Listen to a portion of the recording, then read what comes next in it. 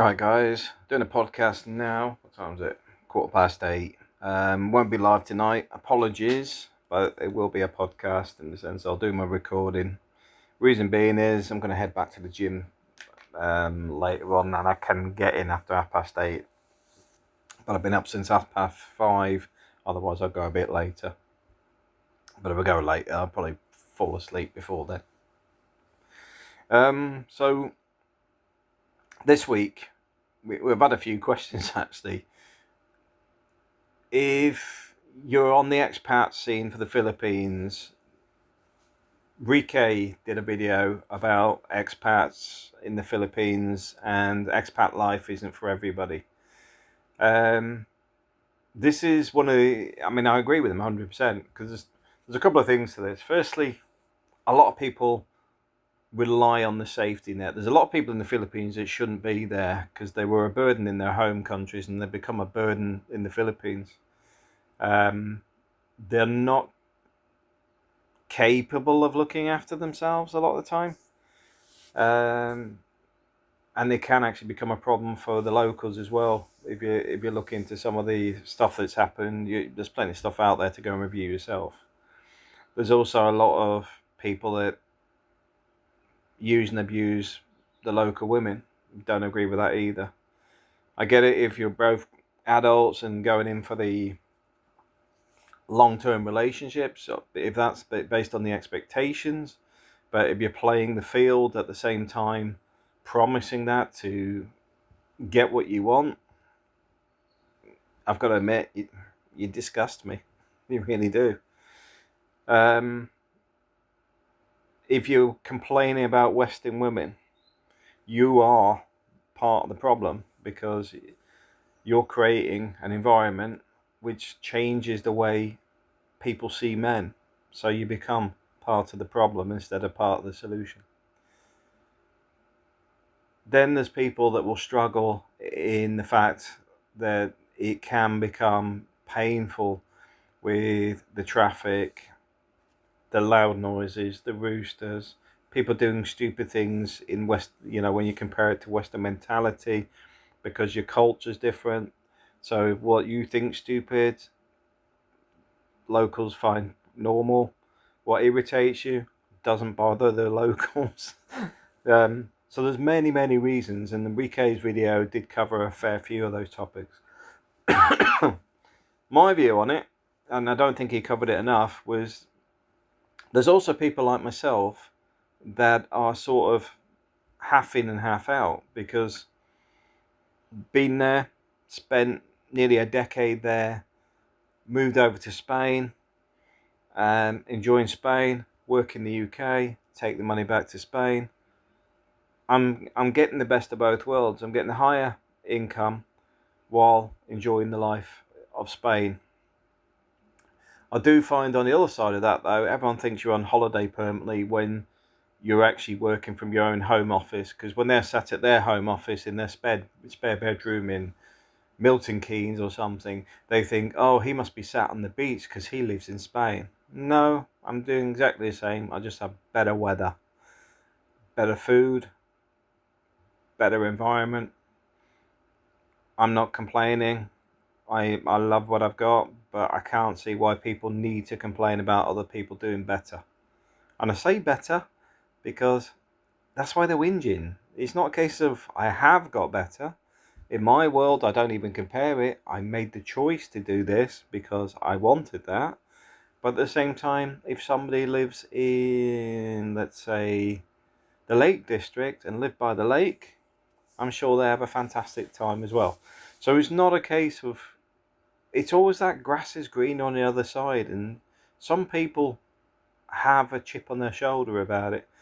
In the Philippines, it's called crab mentality, where you drag people down to the same level as you. So if you're having to work in the office 3 days a week or 5 days a week, and they're going, well, everyone should work in the office 5 days a week. But I'm predominantly data. So when I go to sites, I'll sit and we'll do sites back to back. I won't do like, oh, well, I'll drag this out for as long as possible, which is the mentality of a lot of people. I'll literally go in and do as much data gathering as possible. So I limit the amount of time I'm on site, which saves the company money on fuel costs, hotel costs, and everything else. Because it's the same reason I'm sitting here with a 360 camera that cost me £1,500, because I can gather more data faster, because I deal with assets. So the point being is, crab mentality is something people go, oh, Filipinos have got crab mentality. UK has a chip on the shoulder mentality, or you got something I haven't got mentality too often. Me, I often see it and go, good luck on you. You know, if somebody's got a nice little sports car, I'm thinking, oh, I wish I had one of those. But then I remember how often they break down and the downsides of it, like a fair weather car. So yeah, that's why I like motorbikes. I can push a motorbike home. Anyway, so yeah, that's one of the things I wanted to cover. Another one is I did get asked to cover Trump as well. Now, the tariff thing, I get it. The US imports too much stuff. It's as simple as that. UK does exactly the same. The reality is, though, a lot of these economies are protective of themselves. They want the cake and eat it. So the way Trump's got at it, to be fair, it should have been done a long time ago. I think he's going to leverage some extra debt solutions for the US as well, because they're currently reassessing the national debt. So if that debt can sort of trigger the fact that they've just hammered the stock markets, people move into other investments, there's a good chance the interest on the debt should come down, because the markets have shifted and people will be buying into more stable stocks. So I can see that happening. So that means it should wipe off some debt, because the interest will reduce, which I have no idea what those real figures will come out at. But let's call it money for nothing. It's a bit like when your mortgage rate went down by, say, 2%, you notice it. The same as when it went up, because mine, to be fair, in the last, 2 years, it's doubled. So I noticed my mortgage has doubled in cost, because I spent a fair bit of time paying half of it off to end up back roughly where my monthly payments were. So yeah, robbed blind by the banks, don't owe them nothing. So that's Trump. I think we've just got to wait and see where it goes. Will it bring jobs back to America?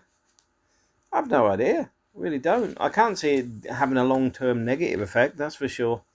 Because I've been always puzzled on this obsession with the environmentalists, and yet nobody ever mentions the amount of crap we buy from China. The single-use screwdrivers that you put in the screw and turn it, and the head shears off in the screw.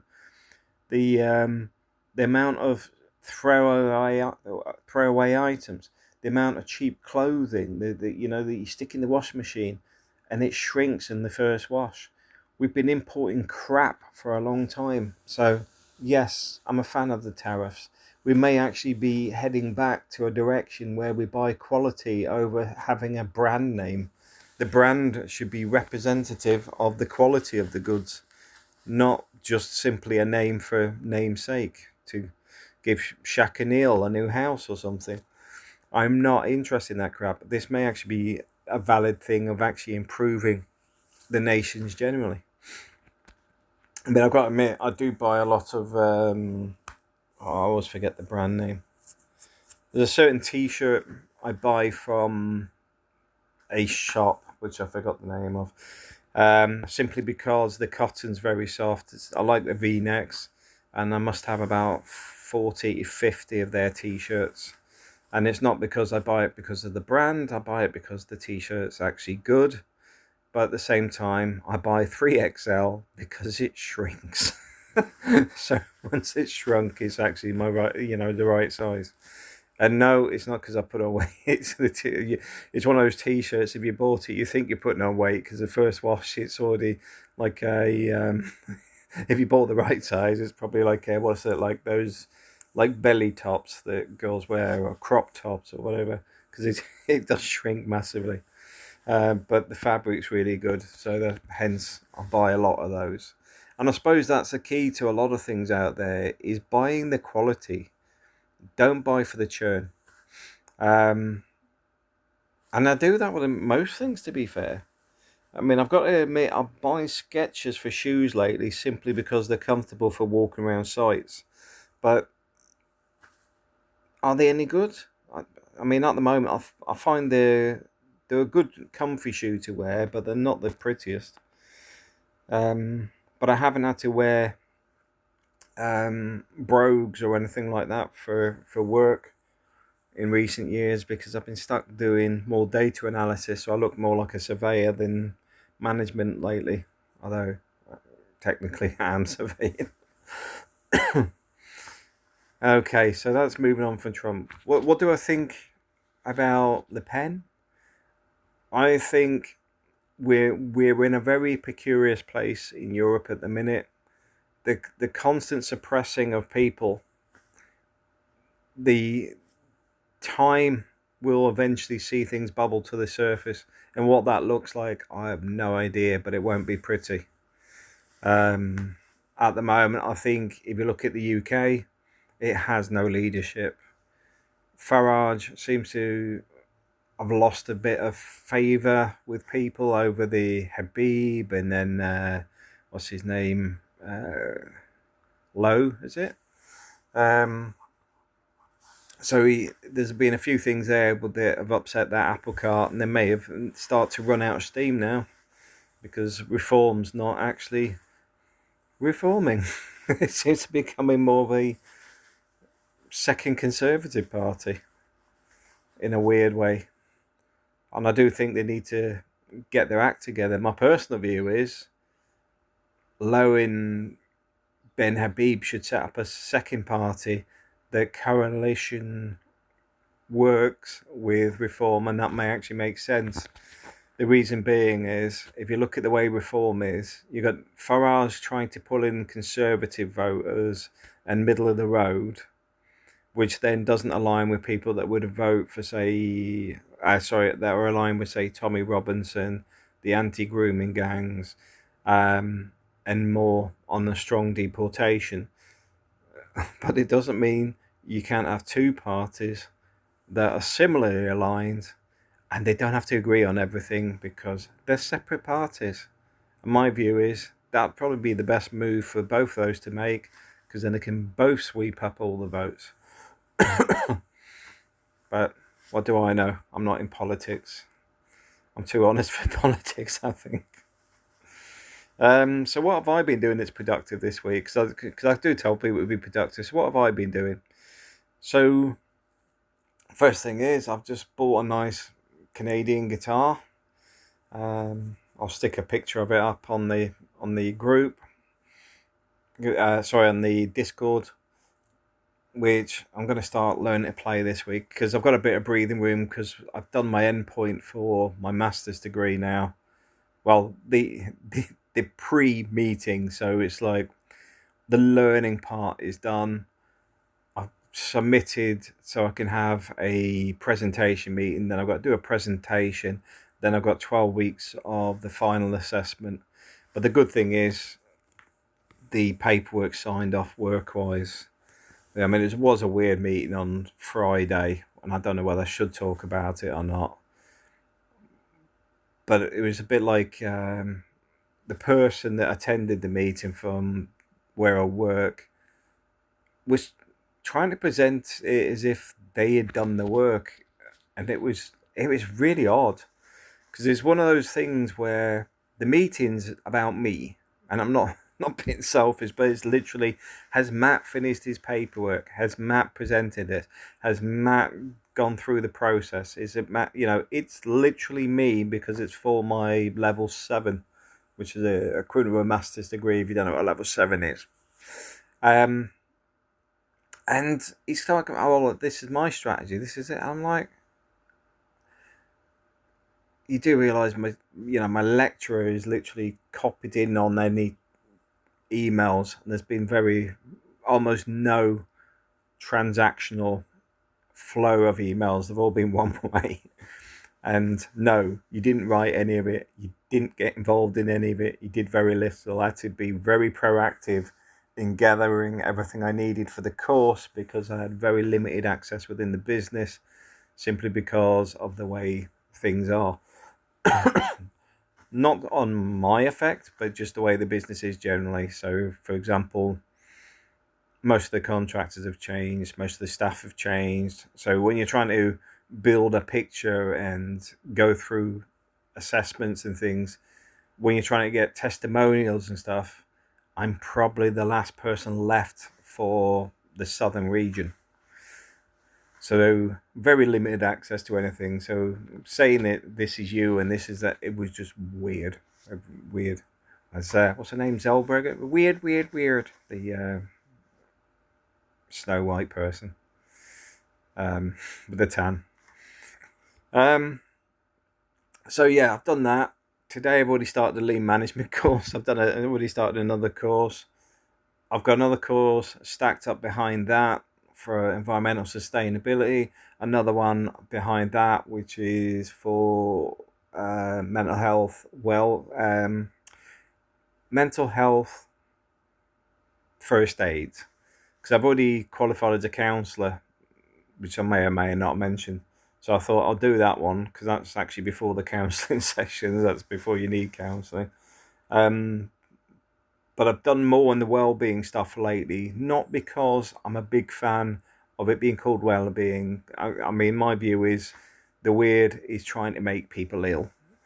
The world is trying to make people ill. We're always talking about how depressed we are, how unwell we are, but if you notice, where's the positive media? Where's the positive stuff? We don't get much of that. And then they sit there and go, "Oh, you seem a bit down. You seem down. Is it everything okay?" We've got a bit of what appears to be a great replacement going on. We have a recession that's almost here, or we're pretending is not here. We've got a communist socialist government that is crashing the economy, pumping money into places that will never generate any revenue, and we're wiping out land values, for example, for farmers that will have a lot of repercussions for generations. But are you okay? I do laugh because this is one of the good things about when you travel is you realize you can disconnect yourself from everything, because once you start devaluing everything in your life except for the things that matter, none of this stuff bothers you. It really doesn't. I'm doing lots and lots of courses, but that's for myself. I don't need to do them for work. In fact, once I've done the level 7 endpoint, that will sit high on my CV, and then September, for about 3 months, I'm topping it up with an MBA. So those two are pretty much it. And then I've got my health and safety one, and then my technical stuff sitting there. I don't need any more qualifications, but I'm just doing them because it's for my own knowledge base, because I like learning new things. Did I mention the guitar? Oh yeah, I bought a nice guitar. I'm not playing it yet because I've got to learn to play it. I'm not as good as my son. But what else have we got? I mean, the key thing, guys, is if you're in the UK, there are free college courses and stuff if you hunt them down. Now, one of the things I do recommend, it all depends what you want to achieve, because if you're happy in doing what you're doing, then you don't need it. But if you want to do more, seek them out. Do some Google searches. Get ChatGPT to go and have a look for you and find them for you. That's what it's good for. Same with job hunting. Use ChatGPT. Give it your CV. Get it to rewrite it for you. Explain what type of job you're looking for. Give it your CV to look at and ask what it needs to change, and it will rewrite it for you. There's a lot of solutions out there, because I find a lot of people focus on the problems, but I'm looking at it from a different lens, which is to hell with it. We've just got to make the best of life that we can. So you just got to work on what you want to achieve and where you're going to make it happen. And if you're finding the UK is just a rip-off and just generally a hole, it doesn't mean you have to stay here. I'm seeing a lot of stuff now with people that have moved to the south of France, Portugal, Spain. The key thing is actually being able to make yourself sustainable financially. If you can manage that, don't worry about the rest. I mean, it could be the case of you sell your house. If you've got money that tied up in a house, maybe a good time to actually sell it and dump it and leave. If you can get the cash out of it. Because let's face it, if you're sitting on 400 grand and you're in your 50s, are you going to spend that before you pop your clogs? With the markets being down, is it worth starting to look at putting money into the markets? Because I suspect that we are in the middle of a lull, and then we may see stuff suddenly climb. Why? Because if American manufacturing heads to America, then there's a good chance that the bashing it's took now will actually see companies go the other way because of the manufacturing in the US to the US market. Things like cars and things may have a better viability. And what do I mean? Well, the US has already said buy whatever car you want. You know, it's not driving you must have a electric car. It's not driving you must have this, you must have that. It's now just saying, well, you'll pay more if you've got a Volkswagen in America. And I suspect this is going to hit Land Rover Discovery and the Range Rover, because obviously I think China and America are its two biggest markets. And China's obviously going in a different direction on its car businesses. That's affecting the car industry generally. So this tariff piece may actually save some of the American jobs and create at the same time. But I suspect, I mean, I don't know about you guys, but I don't know if you've seen the state of Volkswagen, but this drive for the electric car has penalised a lot of the car industry. And even the vans are a bit weird, because I know my contractors were getting the dealerships, ringing them up, asking if they would sell their vans back to the dealership for more than they paid for them, because there was a shortage of vans. But there's a reason for that, because they don't produce enough vans that are electric. They fine the companies. Fine them for not selling enough electric cars, enough electric vehicles. And bizarrely, I'm not being funny, as an engineer, I wouldn't want an electric vehicle because I need to be able to use that vehicle 24/7. And it having to be charged, and I get out there and there's a problem with the charge lead or something else, or somebody thought it was a good idea to whip the plug out for a joke, it's going to affect my workflow. So I'm not a fan of it. I'm really not. I don't think electric is the long-term solution anyway, especially when we're buying electric, I think, from France, isn't it? From their nuclear power. So we can't even produce the electricity for these bloody things use. But anyway, this is moving on. I know we're covering a few bits and pieces today. The last thing, I suppose, is the Philippines. I am seriously thinking about trying to get back there this year. I don't know. I don't know how I'm going to do it. I've got to have a serious think, because we're already going to Madrid in July. We've got Weezer there, Iggy Pop. Weezer, Iggy Pop, Kings of Leon, and a few other bands. So it's going to be, I'm thinking upgrade my tickets for the 3-day event and just saying to hell with it and enjoying the summer. And then there's a few more bands in September, I think. Was it September? November. There's some good bands in November in Madrid as well. So as you can see, I'm starting to chill out a bit more, spend a bit more time on enjoying music, enjoying life. I bought a MIDI as well, So I've got a MIDI deck here that I'm trying to get to work with a laptop. That's the other thing is this laptop I bought since the Mac died is not as good on the audio. It's got really bad speaker, and I'm not sure how good the mic was. That's why I've done this on the phone tonight. But I just thought I'd do a video, just a little bit of a podcast. And please list anything you want me to talk about in the Discord, and I'll pick it up. On a final note, I've also been writing a book for teens.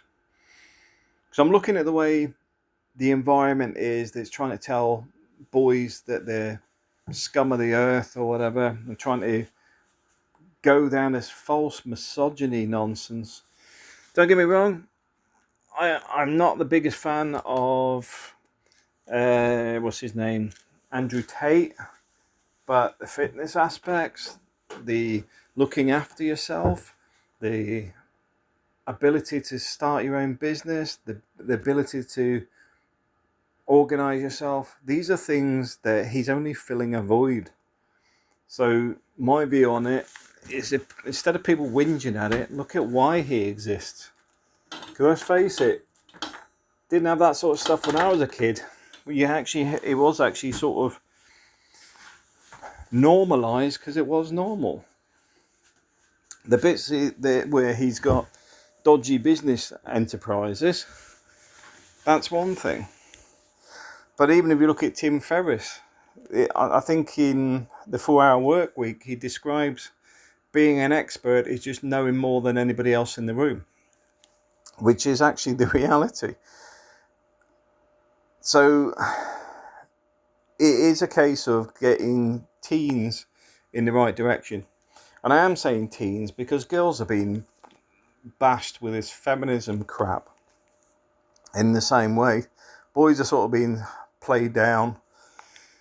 We've allowed the education system to be saturated with people that had ideologies in the 60s that have passed it on to younger people that have then become the next generation of teachers that are now polluting what we're seeing, where it's the case of things being too woke for folk, or trying to push their ideologies as facts on people. My view is, get a book, go to the library. I wonder if that's why a lot of the libraries today are more like info centres and electronics driven, because it removes history. I remember somebody talking, because I think they worked at the library in Worcester, and they were taking the books away in skips because they were getting rid of all the books. That was a bit weird. Everything's in the library. Everything's available. You don't have to accept what people are telling you today as fact. A lot of it is not fact. It's manipulated, it's orchestrated, it's got a motivation behind it.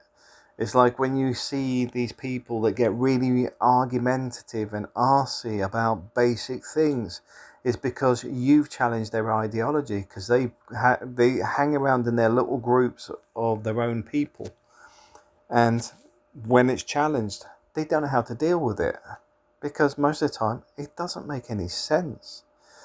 It's like the importation of millions of people doesn't make sense. You'll hear people talk about the birth rates. I was listening to ARC yesterday, ARC. If you look at that, it's to do with the citizenship. And there was a piece on that about the declining populations of Japan and Europe, and it's a justification of flooding the nations with these other people.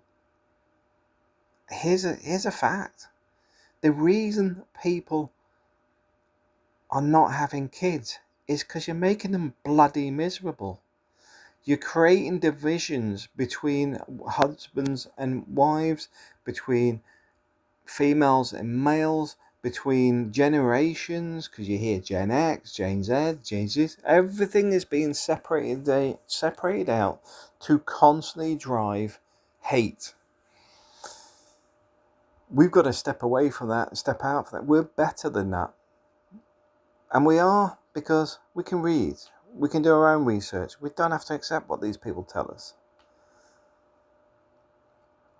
In reality, if the populations are declining, in theory, your wealth will increase. Why?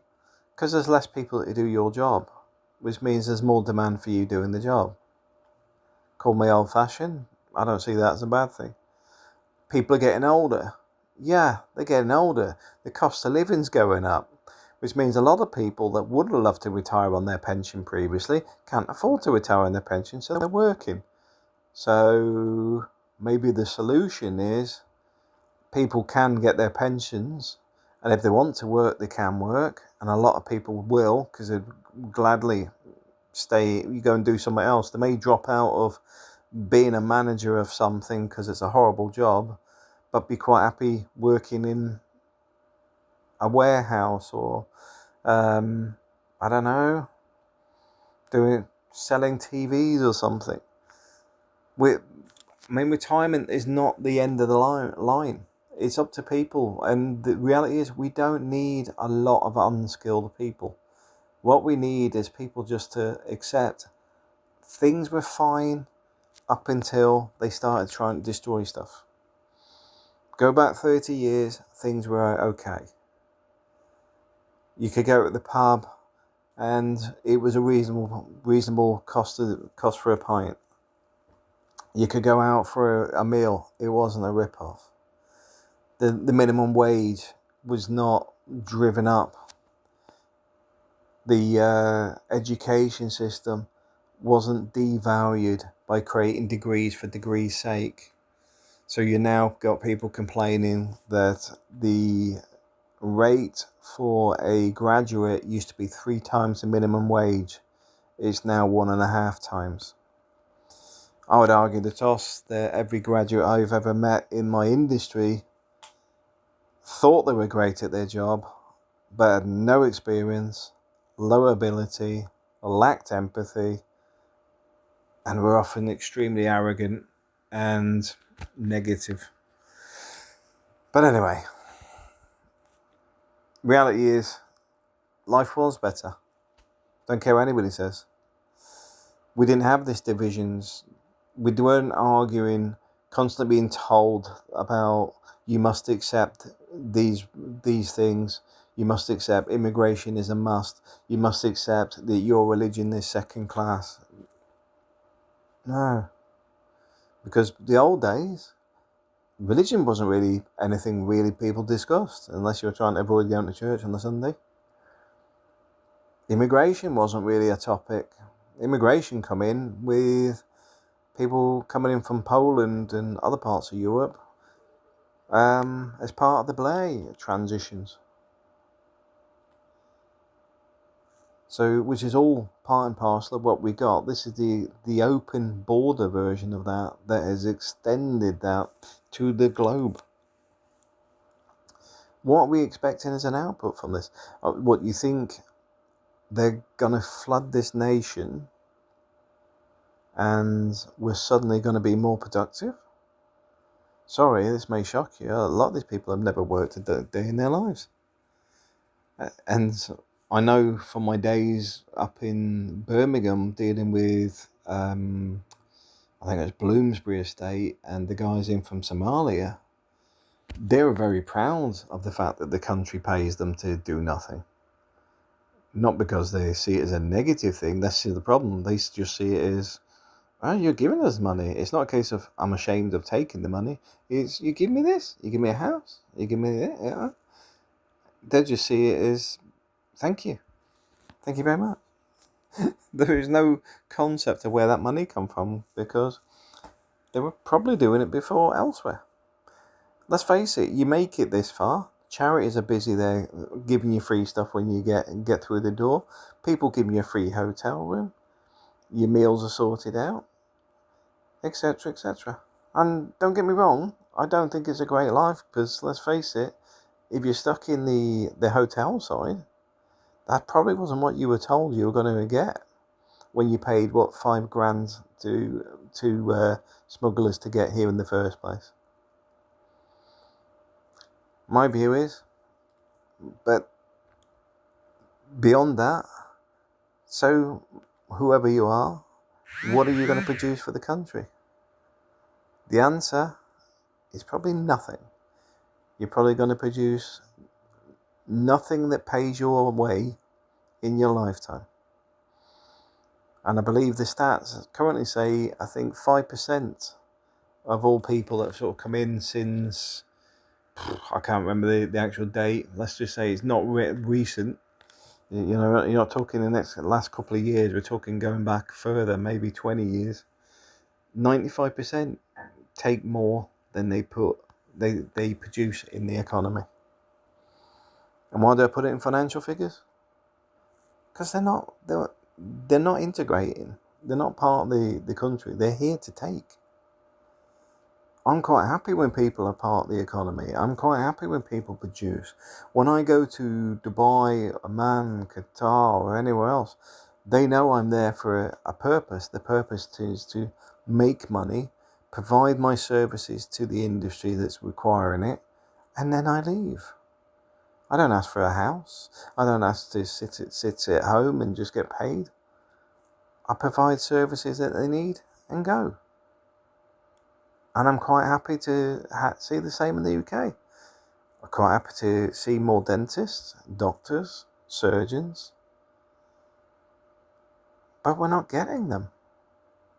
In fact, the education system's another one that's bringing a lot of dependence and stuff in on the back of tourist fees. What do they call it? Education visas. We're just getting fleeced. And what concerns me is, like India recognises when there's a problem with the rice, the rebellions start. And at the moment, we're getting close to where we can't afford for these problems to continue, because simply we're heading down the route of bankruptcy. Do you want more austerity? Do you want to lose more? And then they sit there going, well, lots of people are leaving the UK.